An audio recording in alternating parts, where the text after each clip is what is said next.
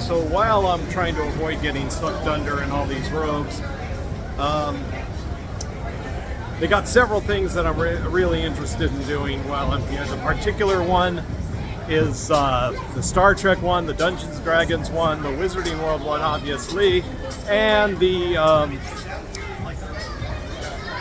Back to the Future experience. It all seems like it'll be pretty fun.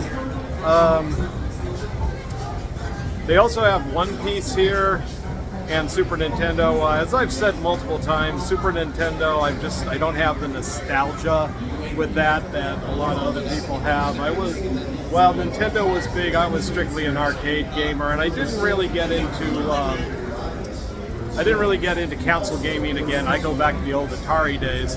I didn't get into console gaming again until like the Genesis era and the Super Nintendo era. But by then I was in my 30s, so I wasn't interested in the censored Nintendo stuff. So I was Sega Genesis and then PlayStation.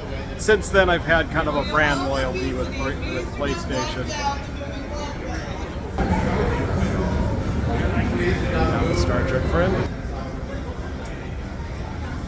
Anyways, now with Dungeons & Dragons, that's an interesting thing. I haven't actually played that game since like the 80s.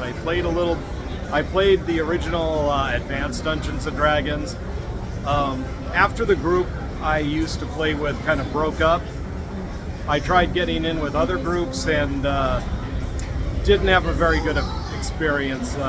People would, I would find that people would invite me into the group and then, try to kill off my character as fast as possible. They gang up on me.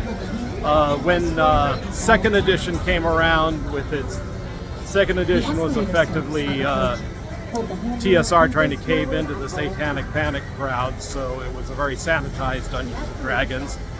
It created this weird kind of moral judgmentalism, which still persists in role-playing to this day. Even though third edition Dungeons & Dragons fixed a lot of what second edition screwed up. The way I always play characters, at best my characters were chaotic neutral. I always liked the darker type of characters.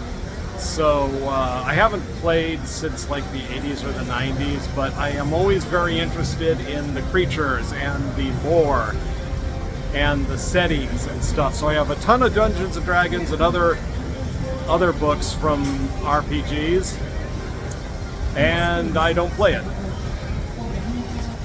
Weird, but that's how it is. So despite the fact that I don't play Dungeons & Dragons, I'm actually quite interested in seeing the Dungeons & Dragons maze they got over here.